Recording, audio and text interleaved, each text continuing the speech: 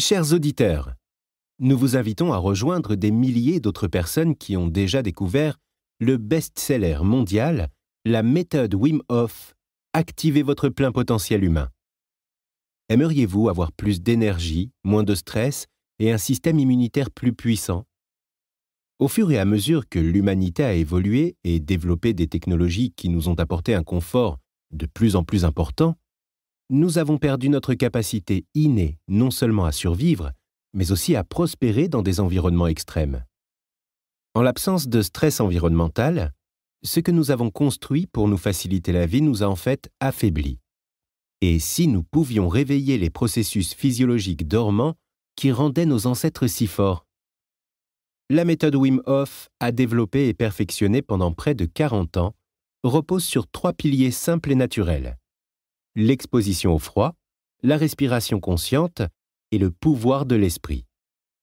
Il a utilisé cette méthode pour accomplir des exploits que beaucoup considéraient comme impossibles, établissant plus de 2 douzaines de records du monde Guinness et déconcertant au passage les professionnels de la médecine. Ne manquez pas votre chance de découvrir ce livre audio hors du commun.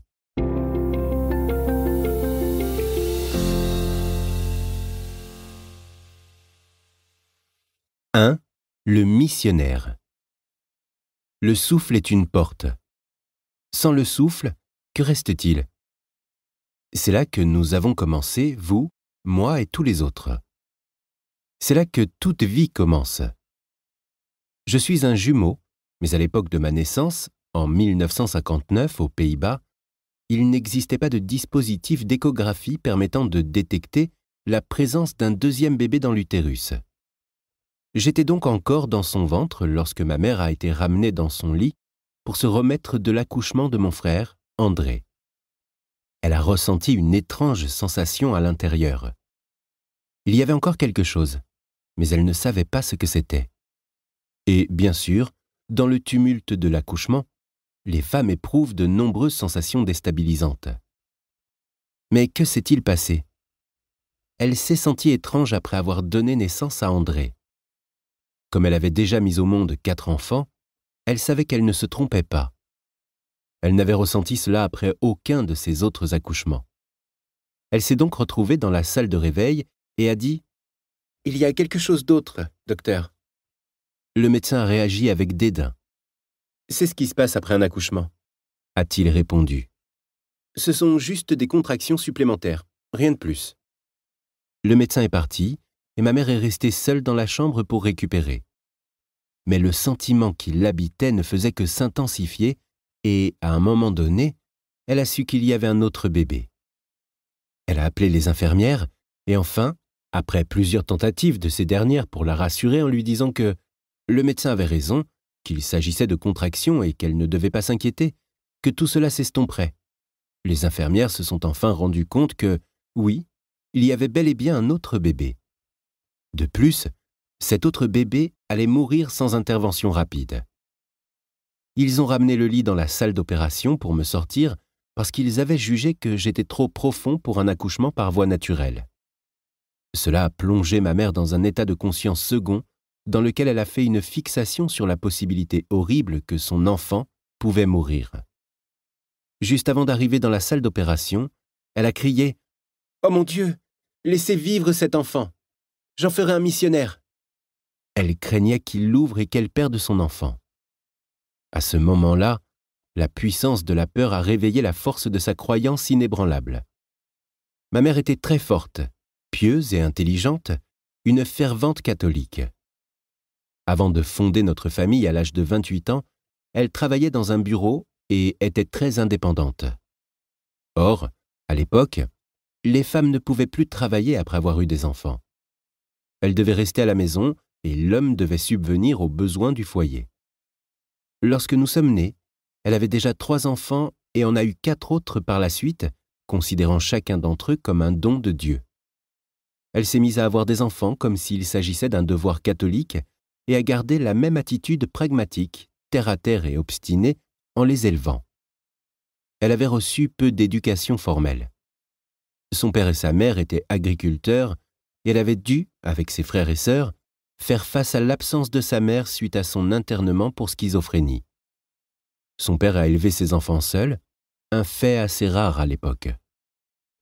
Ma mère, qui croyait fermement en Dieu, tentait par sa foi de me faire venir au monde.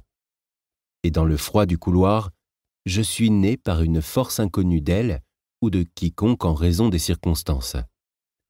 Il est possible que beaucoup d'autres enfants soient nés et naîtront ainsi, dans des conditions extrêmes, peut-être même plus extrêmes encore. Mais qu'est-ce que le karma? Qu'est-ce que le destin? Je n'en sais rien. Et à ce moment-là, je n'étais qu'un petit bout de rien du tout. J'étais violet parce que j'avais failli suffoquer. J'avais froid. Mais j'avais été invoqué par ma mère si intensément, comme un tatouage sur mon âme, sans avoir aucun point de repère sur ce qui se passait. Je n'étais qu'un morceau de rien, sans défense. Puis j'ai respiré. C'est ainsi que j'ai commencé ma vie. J'ai tout juste survécu. Et bien sûr, je ne me souviens pas de ce qui s'est passé, mais ma mère m'a raconté l'histoire à maintes reprises. Peut-être en raison de ce début inhabituel, j'ai toujours aspiré à quelque chose d'autre, à quelque chose de plus profond, de mystique, quelque chose d'étrange. Je me souviens qu'à l'âge de 4 ans, j'ai eu un moment de révélation qui m'a fait m'arrêter complètement. J'ai vu de la lumière. De la lumière. Qu'est-ce que c'est? J'étais submergé. Mais de quoi s'agissait-il? Je ne l'ai pas su à l'époque, et je ne le sais toujours pas. Mais ce souvenir est indélébile. André et moi avons partagé une chambre minuscule et le même lit pendant 16 ans. Nous partagions l'amour de l'insolite et économisions notre argent pour le dépenser en plantes exotiques. Mais malgré nos similarités, je me suis toujours senti différent. J'étais fasciné par les photos des temples du Tibet que nous avions sur les murs. À l'âge de 12 ans, je m'intéressais déjà au yoga, à l'hindouisme, au bouddhisme, ce que l'on pourrait appeler des disciplines ésotériques, ainsi qu'à la psychologie. Mais je n'étais pas le meilleur élève de ma famille. Ma mère était aimante et attentionnée, mais très sévère, très désireuse de nous voir faire preuve d'une grande acuité cognitive. Nous n'avions pas d'argent, car mon père avait des problèmes de santé qui l'empêchaient de travailler de façon régulière. L'intelligence conventionnelle était la monnaie émotionnelle de l'époque. Mes frères aînés s'efforçaient de devenir les meilleurs à l'école, mais je n'avais aucune chance. Avec André, on nous surnommait les pipis. Nous étions inséparables et parfois nous avions l'impression de ne faire qu'un. Mais j'ai toujours eu l'impression d'être une sorte de mouton noir, un peu plus étrange, plus agité, tout simplement différent. À l'âge de 7 ans, je me souviens avoir construit une sorte d'igloo dans un pâturage enneigé avec mes amis, enfin, ce à quoi on imagine qu'un igloo peut ressembler quand on a 7 ans. Au bout d'un moment, tous mes amis sont rentrés chez eux, mais je suis resté. Un sentiment de joie m'a envahi et m'a poussé à m'asseoir dans la neige. Il se faisait tard, et mes parents et mes frères se sont mis à me chercher parce que je n'étais pas rentré. Il n'était pas inhabituel pour moi de jouer dehors dans la forêt près de notre maison à si tard, de construire des cabanes, de jouer à Tarzan et à d'autres jeux comme le font les enfants. Mais là, j'étais dans la neige. J'aimais la neige à l'époque, tout comme je l'aime encore aujourd'hui. J'étais resté si longtemps dehors qu'ils se sont inquiétés. Lorsqu'ils m'ont trouvé, cela faisait déjà un bon moment que je dormais et j'ai résisté lorsqu'ils m'ont réveillé. J'ai appris plus tard que j'étais en train de vivre le début de ce que l'on appelle la mort blanche, où l'on s'assoupit, on devient hypothermique, on tombe dans le coma et c'en est terminé.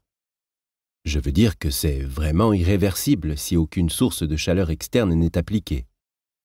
Ils m'ont donc sorti de la neige et m'ont ramené chez moi, et le retour a été assez pénible parce que j'étais en hypothermie. Mais je me suis rétabli. Livre audio complet gratuit disponible en description de cette vidéo.